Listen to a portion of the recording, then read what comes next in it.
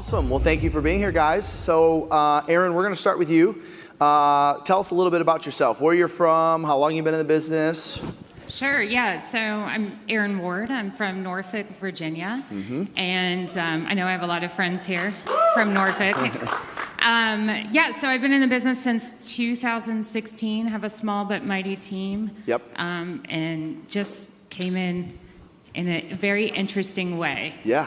And you've been through Lead Up twice. So you did Lead Up, our first one in 2022, our most recent one in 2023. The summer retreat of 22, the summer retreat of 23, the summit last year. You've been a one-on-one client since January of 2023, and you also use Sales Rocket for onboarding. Yeah. All right, Yeah. so you're in. Yes. Yes, I love it. So talk to me about 2023 production. I'm showing 150 units closed for $49 million in volume between just you and 2 agents. That's right, yeah. So it's just 3 of us on the team. That's not bad. Yeah, yeah. And so, a lot of team leads, they step out of production or their production's only a little fraction of a team or whatever. You closed how many units last year personally? So personally, I closed 68 last year. I don't plan on stepping out of production, and that's one of the things that attracts me. Awesome. To Glover. To following the system. Yeah, well, because, listen, you can certainly dial your production down, but there's a lot of value. It makes, as I said yesterday, it makes recruiting easier, retention, training, coaching. Everything's easier when you keep your finger on the pulse. And that's, people ask all the time, like, why is Glover, you growing at such a rapid rate? Because I'm in it, right? Right. It helps, right? Yeah. So talk to me about your sources of business. Where does your business come from? So our sources of business are agent-to-agent referrals, past clients, and Sphere. Wow. So agent-to-agent referrals is a big, it's your number one. It's our number one source of business. It's actually my very first source of business was agent-to-agent Which is fascinating to me because, first of all, I grew up in Detroit. So when I hear agents talk about agent-to-agent referrals, my first thought is, that would never work here. Who wants to live in Detroit, right? Yeah. Like, people don't just wake up and say, of all places, Detroit, I love it. So how is that your number one source? I mean, obviously you've been conscious about going after that. How is that your number one source? Well, so that's how I started in the business. So I actually got licensed to be a referral agent only. So I was dual career essentially. Yeah. And so when I got licensed, I had a real estate agent friend, and I was sending referrals essentially unlicensed, not getting paid for them, to people I knew who were agents across the country just naturally as part of like my life, where I knew people were moving all over the place. And so I had a friend who said, hey, I know you need some money. Please get licensed so I can at least give you something because I'm starting to feel bad about this. Yeah. So I really only intended to become a referral agent. I had no intention whatsoever of selling real estate. So what caused you to say, you know what, I want to be a referral agent. I see an opportunity here. What caused you to go that path? Yeah, I mean, honestly, to be frank, at the time, initially, it was money. I had a need, right? I was hungry. I was a single parent. Yep. I was feeding splitting $5 footlongs 3 ways with my kids because I was so broke, you know? So it was like, what do I got to do? There's more money in this? Yep. So let me figure out how can I pay the bills a little bit easier. And was it just your love for networking? How did you pick that of all things? I mean, I think in a lot of ways, I'm a natural networker anyway. I love to connect and talk to people. Yeah. I love learning more about people. It's that, that listening and finding out more and getting involved. But I also love to give back what I learn, so I think that's part of the networking aspect of it. So, and forgive me, we didn't talk about this on our prep call, so I'm kind of putting you on the spot here, but knowing what you just said, I think you're going to be just fine with this question. What are 1 or 2 things that you think agents make a mistake as it relates to networking? In other words, what do you do that makes your networking effective? Because a lot of agents say, oh yeah, I network. What does network, in other words, like what does networking mean to you and what are mistakes that agents make?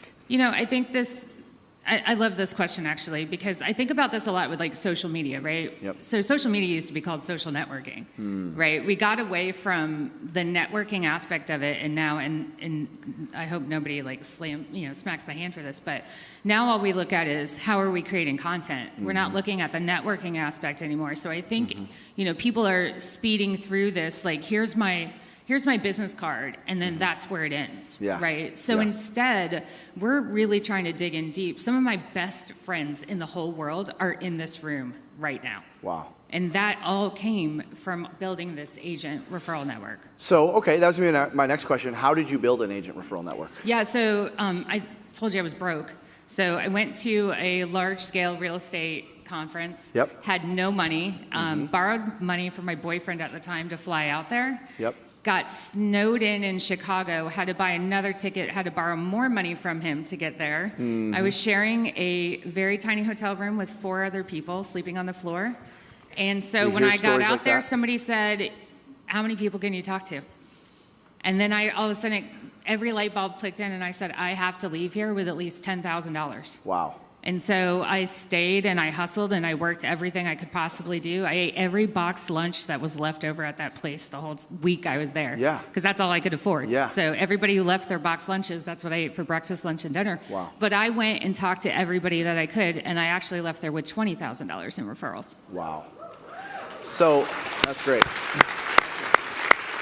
So what I love about that is you don't just go for the content that's shared on stage. No. You go for the networking and the connections you can make. Yeah, and at that point, huge. you didn't even know really about the content. You were thinking, I'm just going to go there to network. Yeah, I mean, I'll be honest, I don't know that I retained any of the content from that particular event. Yeah. But yeah, I mean, the focus was so much on there is something to this. And I really think that it's not just now, it's not just about the referrals. And I picked it up then too.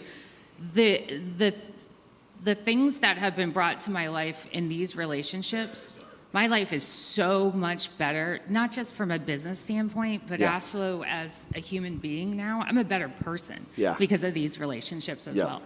So how big is your agent database? Because we talk about in database, we say every agent should have 5 databases. You know this.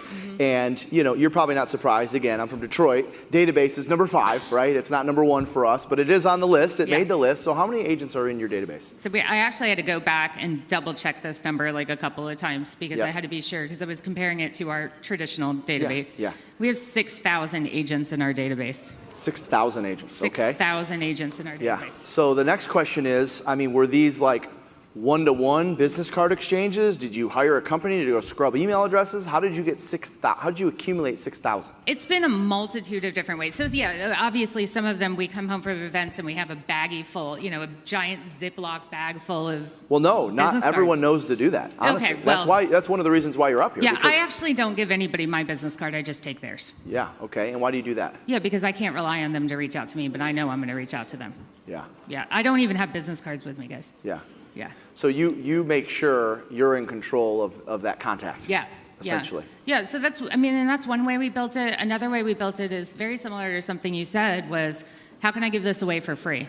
I just did something that worked really well for me. How can I give it away for free? So for example, I think we added 600 to our database in November when we said, here's our Letters to Santa campaign, you can have it. Yeah. It's a playbook, step by step. We tell you even where to get the envelopes and how to use the USPS and get the Santa Claus North Pole stamp on it. And 600 people signed up. I didn't pay for that advertising or anything. So you've been consciously growing this database and essentially by just making connections and getting business cards and controlling that side of it, and then you make sure everyone knows that you're the go-to in your town because you're adding value to them. Right. And so and I know you just gave us an example of it. Have you ever taken information from a conference like this and also shared it with your database? Yeah, so we send out a monthly email as well to that particular database, and inside that email, there will be information to say, hey, I just was at the Glover U Summit.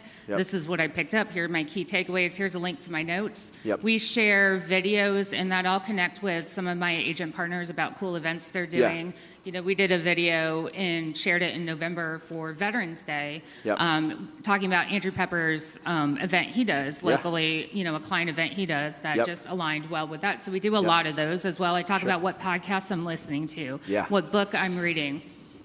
What if I bought a new signpost that I think is awesome, I'll share that, right? Whatever I can share. The number one value, in my opinion, and apparently you agree and it's working for you, the number one value that you can add to your agent-to-agent referral database is real estate knowledge, helping them sell more homes. You don't need to be a trainer or a coach. You don't even need to put trainer or coach on your business card or in your title. Sharing them knowledge, which will help them sell more homes, they're going to they'll be forever grateful for that. Yeah, and I think the authenticity of it too, right? So some of the stuff we share, I share it online. I share it on Facebook, and I share it specifically to agents, right? I'll share content that's specific to them, where I'm feeling vulnerable in this market right now, or as a leader or something like that too, because I don't know that we talk about that enough either. And so again, that's that relationship building aspect of it that I think just keeps it coming. So I also know a lot of your referral business comes from people in your database that are in other parts of the now forget about we're gonna table your agent to agent database. Now I'm talking about your buyer and seller database. Do you know what percentage of your business agent to agent referral comes from that group? Like if you were to take your total agent to agent referral business, in other words, you connect with agents in other states, but now I'm talking about your buyers and sellers that reach out to you and say, hey, we're moving to San Diego. Do you know an agent in San Diego? Is that a big portion of it too? It's a huge portion of it, actually. It's a really, really big portion of what we do now. And we actually had to get really intentional about making sure that we were reminding our database that we can connect them with other people too. Like I couldn't just take incoming referrals and not feed them back out. So that's my next question. How do you make sure people in your database know that you can help them anywhere, Yeah, so we feature stories of clients that have bought in other areas with agent partners inside our newsletters as well. We also put it in like our VIP database group. We put it our VIP client Facebook group. We share it all over the place. We talk about it frequently, and we actually talk about it at almost every appointment. Most of where we particularly live is very, very, very transient because of the location. And so we start having those conversations right up front. Yep.